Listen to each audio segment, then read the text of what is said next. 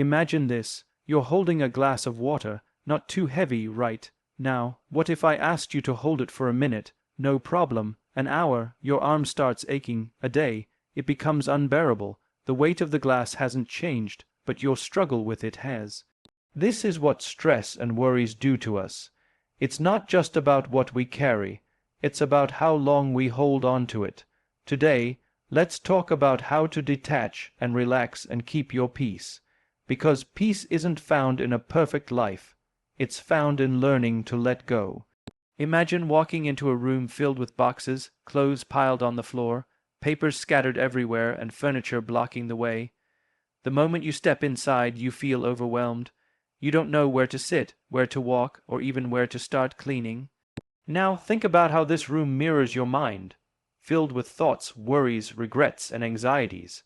When your mental space is cluttered, you struggle to focus, to breathe, to find clarity. We don't often realize it, but every day we allow unnecessary things to take up space in our minds. A past mistake we keep replaying, a comment someone made months ago, an argument that ended but still lingers in our thoughts. Just like that messy room, our minds become overfilled with thoughts that serve no real purpose. Yet they sit there, taking up space and making it harder for us to think, to create, to grow. Think about how much energy it takes to navigate through a cluttered room. Every step requires effort, every movement feels restricted. It's the same with our minds. When we hold on to too much resentment, self-doubt, overthinking, we exhaust ourselves mentally. We carry emotional weight that slows us down, makes us feel stuck, and leaves us with no room for new, positive experiences. Now, imagine what happens when you start clearing that room. You pick up one item at a time, decide whether it's useful or just taking up space, and slowly, the room starts to feel lighter. The same applies to your mind. When you actively let go of unnecessary worries, you create space for clarity. You start focusing on what truly matters, making decisions with a clear head instead of one clouded by mental noise. But here's the thing. Decluttering isn't a one-time task. Just like a room can get messy again, so can our minds. Negative thoughts, doubts, and unnecessary concerns will try to creep back in. That's why we need to be intentional about what we allow to stay. Are your thoughts helping you move forward, or are they keeping you stuck? Are you filling your mind with things that inspire you, or things that drain you? Have you ever seen someone argue over something that doesn't really matter? Maybe a driver honking furiously in traffic, a person getting worked up over a comment on social media, or someone holding a grudge over a minor disagreement from years ago. From the outside, it looks exhausting, unnecessary, even foolish. But if we're honest, we all do it. We take on battles that drain us. We involve ourselves in conflicts that don't need our energy. We react to every little thing as if winning every argument, proving every point, or defending ourselves against every opinion is necessary for our peace of mind. But here's the truth. Not every fight is yours to fight. We live in a world where everything demands a reaction. Someone says something rude, you feel the urge to clap back. A friend misunderstands you. You want to explain yourself until they see your side. Someone doesn't approve of your choices. You start defending your decisions, even when you don't owe them an explanation. But what happens when we constantly engage in these battles? We exhaust ourselves, we get pulled into negativity, we become emotionally drained over things that, in the grand scheme of life, don't even matter. Think about it. If you stopped fighting every unnecessary battle, how much more peace would you have? How much energy would you save? Because the reality is, some fights aren't about truth, they're about ego. Some battles aren't about justice, they're about distraction.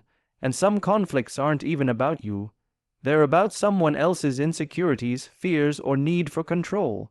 When you engage in every argument, every criticism, every misunderstanding, you let other people dictate your emotional state.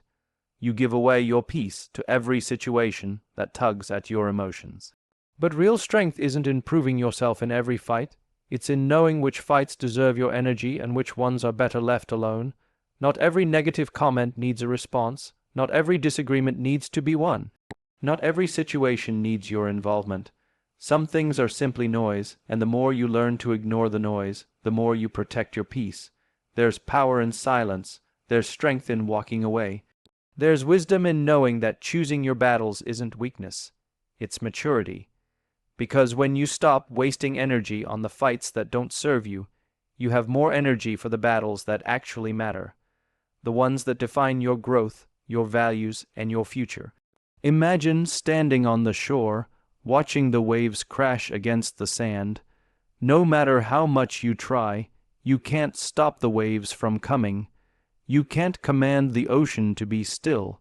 You can't hold back the tide with your hands. But what you can do is choose how you respond. You can step back, build a barrier, or simply let the waves wash over your feet without resistance. Life works the same way. There are things within our control, and there are things we have no power over. Peace comes from knowing the difference. Yet, most of us spend so much energy trying to control the uncontrollable. We replay past mistakes, as if thinking about them enough times will change what happened. We worry about how others perceive us, as if we have the ability to control their thoughts. We stress about outcomes that haven't even happened yet, as if anxiety alone could shape the future. But no matter how much effort we put into these things, they remain outside our hands. And the more we try to control them, the more we suffer. Think about the amount of stress we carry over things beyond our reach. The actions of others, the passage of time, the unexpected twists in life. These are all waves in the ocean. We can resist them, fight against them, get frustrated by them, but in the end, they still move the way they were always meant to move. Resistance doesn't change the outcome, it only drains our energy. Now compare that to the things we can control: our choices, our mindset, our responses. If someone disrespects you, you can't control their behavior, but you can control whether you let it ruin your day. If something goes wrong at work or school, you can't change the past, but you can control how you handle it moving forward. If uncertainty makes you anxious, you can't predict the future, but you can control how you prepare for it. The problem is, we tend to focus more on the things we can't change than on the things we can. We spend hours worrying about situations beyond our control, yet neglect the power we have over our own thoughts and actions. It's like holding onto a rope that's burning your hands, refusing to let go because you think holding on is the only option. But the moment you release it, the pain stops, the struggle eases, and you realize that freedom was always within your grasp. We often think that control equals security, that if we could just manage every detail, life would be easier. But true peace isn't found in controlling everything. It's found in letting go of what was never ours to control in the first place. When we stop trying to micromanage the uncontrollable, we gain the energy and clarity to focus on what truly matters. The things that are within our power, the things that allow us to grow, to adapt, to move forward without unnecessary weight. We live in a world that moves fast, too fast. Messages demand instant replies. News updates arrive every second. Social media floods our minds with opinions before we've even had time to process our own. Everything is urgent, immediate now, and in this rush we forget one of the most powerful tools we have, the pause. Think about a time when you reacted too quickly. Maybe you sent a text in anger, snapped at someone before understanding their side, or made a decision you later regretted. In the moment it felt necessary, but afterward you probably wished you had waited, thought it through, taken a breath. That's the power of the pause. It gives you space to think before you act, to respond instead of react, to process instead of panic. Pause is not weakness, it's not hesitation, it's control, it's wisdom. It's the difference between saying something you'll regret and saying something that actually solves the problem, between making an impulsive choice and making the right one, between feeding your stress and protecting your peace. Look at nature. How seasons pause before changing, how the ocean pulls back before a wave crashes forward, how even the sun stops at the horizon before rising again. Everything in life has a rhythm, and the moments of stillness are just as important as the moments of movement. Yet, we humans rush through everything. We interrupt conversations instead of listening. We force decisions before we're ready. We fill every quiet moment with noise, thinking that silence is something to be avoided. But silence is where clarity happens. It's where we hear what's truly important. A pause doesn't have to be long. It can be a deep breath before you speak, a moment of stillness before you make a big decision, a few seconds to ask yourself, is this worth my energy, before jumping into an argument, a night of sleep before responding to a message that upsets you. Those small pauses can change everything. In moments of stress, pause before reacting. In moments of conflict, pause before speaking. In moments of uncertainty, pause before deciding. Because when you learn to pause, you give yourself something rare in today's world: control over your own mind. Imagine you wake up every morning with a set amount of money in your bank account. This money is all you have to spend for the day on essentials, on wants, on emergencies. Once it's gone, it's gone. Would you give it away carelessly? Would you hand out bills to every person who asks? Would you spend it on things that drain you, leaving nothing for the things that truly matter? Your energy works the same way.